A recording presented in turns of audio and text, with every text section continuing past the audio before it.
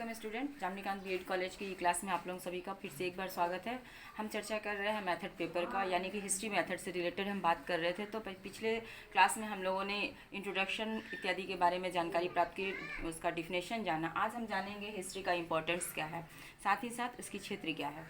ठीक है, तो आइए जानते हैं कि इतिहास का महत्व क्या है। हम किसी भी सब्जेक्ट को पढ़ते हैं तो सबसे पहले हमको ये पता होना चाहिए कि हमको उस सब्जेक्ट को पढ़ने का उद्देश्य क्या होता है, उसका महत्व क्या है, तभी जा कर के जो है हम अच्छे से उसमें रुचि लेकर के पढ़ सकते हैं। तो सबसे पहला पॉइंट इसमें आता है धरोहर का ज्ञान।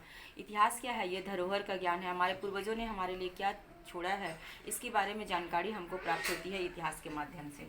फिर है सांस्कृतिक उद्भव का स्रोत। किसी भी सांस्कृतिक कार्यक्रम जो है या कोई भी पूजा पाठ त्यौहार, इन सब का जन्म कैसे हुआ है हमको क्या पता, हम नहीं जानते हैं, क्योंकि मैंने उससे नहीं देखा पहले।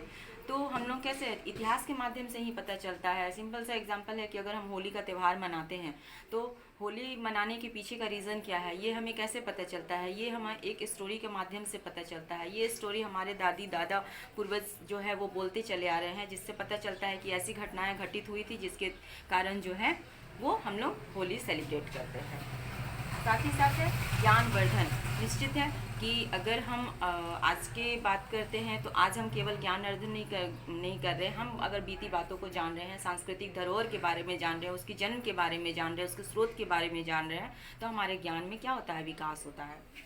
नेक्स्ट है एकता की भावना का विकास। इतिहास पढ़ने से क्या होती है, हमें एकता की भावना का विकास होता है। क्यों होता है कि हम एक जाति, एक प्रजाति के बारे में पढ़ते हैं। यानी कि अगर हम पुरानी स्टोरी को देखें तो हम लोग सिर्फ ये पढ़ते हैं कि पूरा आर्यावर्त यानी पूरा भारत में ऐसी संस्कृति है, यानी एक रूप में हम एक माला में पिरो करके किसी चीज़ का अध्ययन करते हैं। तो इससे क्या होता है, हमारे एकता का विकास होता है। फिर है जिज्ञासा की संतुष्टि।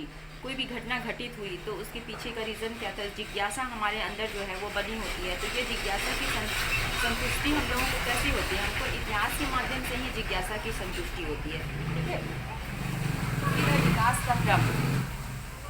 ये पृथ्वी पे जो है वो मनुष्य कैसे आया, मनुष्य का विकास कैसे हुआ, या मनुष्य ने आग का आविष्कार कैसे किया, मनुष्य ने घर बनाना कैसे सीखा, ठीक है, मनुष्य ने खेती करना कैसे सीखा, मनुष्य ने औजार बनाना कैसे शुरू किया। तो आज का युग में जो हम टेक्निकल युग में जी रहे हैं, इसका धीरे धीरे कैसे विकास हुआ है, इसके बारे में जानकारी हम लोगों को कैसे प्राप्त होता है, बीती हुई बातों से। तो वो सारी घटनाएँ जो भूतकाल में घटित होती है वो सारा इतिहास है।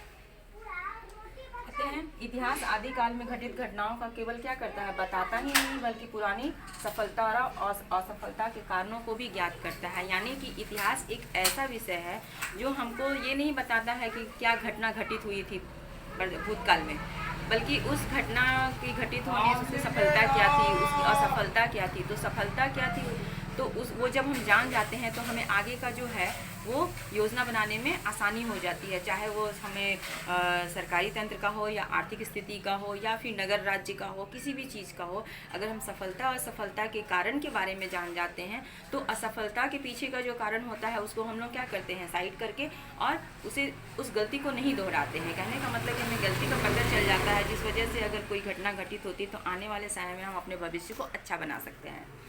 नेक्स्ट है इसकी प्रकृति, कि इतिहास की प्रकृति क्या है। ये मोस्ट इम्पॉर्टेंट है, ये पूछता भी है आप लोग को क्वेश्चन में कि इतिहास की प्रकृति क्या है। तो सबसे पहले इतिहास क्या है, विज्ञान है। तो मैंने आपको पिछले क्लास में बताया था घाटे के डिफिनेशन के बारे में। तो उन्होंने क्या कहा था कि वैज्ञानिक तरीके से जो है वो क्या करते हैं, उसका संकलन करके और सिद्ध करते हैं, प्रमाणित करते हैं कि इतिहास एक वैज्ञानिक विधि के द्वारा सत्यापित किया गया ज्ञान है जिसको वो समाज के सामने देते हैं।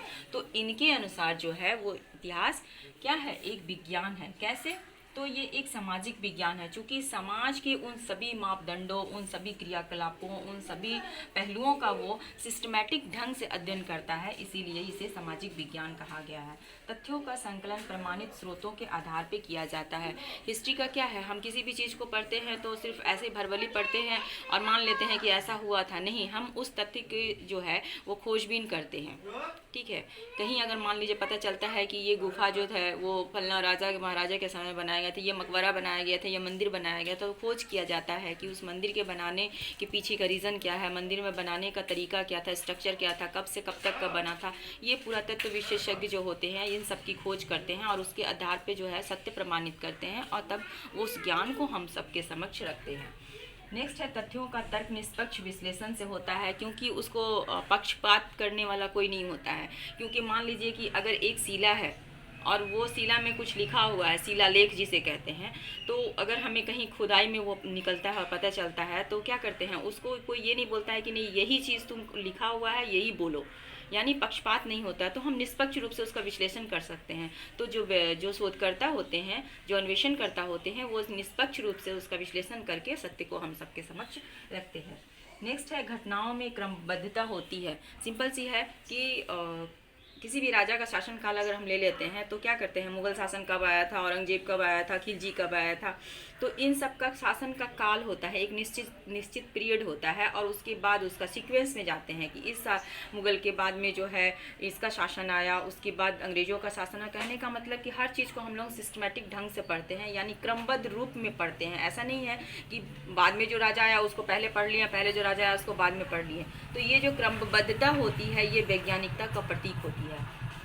उसके बाद है आपका अन्वेषण की विधियां भी वैज्ञानिक होती है। जब अन्वेषण यानी रिसर्च हम किसी चीज़ पे करते हैं तो उसको वैज्ञानिक तरीके से करते हैं, क्योंकि रिसर्च हम अभी कर रहे हैं। बीते हुए समय में मैंने रिसर्च नहीं किया, मैं आज रिसर्च कर रही हूँ, तो आज के तरीक़ों को हम लोग इस्तेमाल करते हैं, इसलिए ये क्या होता है, वैज्ञानिक होता है। फिर क्या है कि इतिहास कला है। कुछ इतिहासकारों का ये भी कहना है कि इतिहास क्या है, विज्ञान नहीं है, इतिहास एक कला है। क्यों? क्योंकि इतिहास को जो है वो केवल घटनाओं को हम लोगों को नहीं संकलन करके देता है, उन तथ्यों का संकलन नहीं करता है जो बीते समय में घटित हुई है, बल्कि उसे सरल और सुंदर ढंग से हमारे समक्ष प्रस्तुत करता है। सिंपल सी बात अगर हम लेते हैं झांसी की रानी की, तो झांसी की रानी की जो वीर गाथाएँ हैं उसको अगर हम लोग कविता के माध्यम से सुनते हैं, हम लोग बचपन में पढ़े भी हैं कि खूब लड़ी मर्दानी वो तो झांसी वाली रानी थी, तो कहने का मतलब कि इस लाइन से जो है उसकी सुंदरता स्पष्ट होती है, यानी उनकी वीर गाथा को सुंदर स्पष्ट शब्दों में जो है, सरल शब्दों में पिरो करके हम सबके समक्ष प्रस्तुत किया जाता है। तो ये है कलात्मक ढंग से प्रस्तुत करना, यानी सुंदर तरीके से इतिहास का वर्णन करना। नेक्स्ट है आपका कि इतिहास कला एवं विज्ञान है। जब हम विज्ञान के बारे में जान जाते हैं कि इतिहास विज्ञान है और इतिहास कला है, कैसे, तो फिर हम ये कह सकते हैं कि इतिहास कला एवं विज्ञान दोनों ही हैं। अगर इसकी प्रकृति आती है तो पर्टिकुलर अगर लिखने के लिए आता है कि इतिहास एक कला है, इसका वर्णन करें, तो आप लोग उस कला के बारे में बताएंगे। अगर ये आता है कि इतिहास एक विज्ञान है, कैसे स्पष्ट करें, तो आप उसकी स्पष्टता जो है वो अपने शब्दों के माध्यम से, अपने पॉइंट्स के माध्यम से स्पष्ट कर सकते हैं। लेकिन सत्य यही है कि इतिहास क्या है आपका, विज्ञान और कला दोनों है। क्यों? क्योंकि इतिहास के माध्यम से सुंदर स्पष्ट सरल शब्दों में जो है अपनी बातों को रखते हैं, कथात्मक तौर से भी रखते हैं, हम लोग साहित्य के आधार पर भी रखते हैं, साथ ही साथ क्या है सिस्टमेटिक तरीके से भी रखते हैं, और उन सब का जो है हमें प्रमाणित करते हैं, यानी अन्वेषण के आधार पे तथ्यों का संकलन करके उसे सुंदर और सरल शब्दों में प्रस्तुत करना ही इतिहास विज्ञान और कला को दोनों को प्रूफ करता है। तो आज के क्लास में इतना ही। Thank you.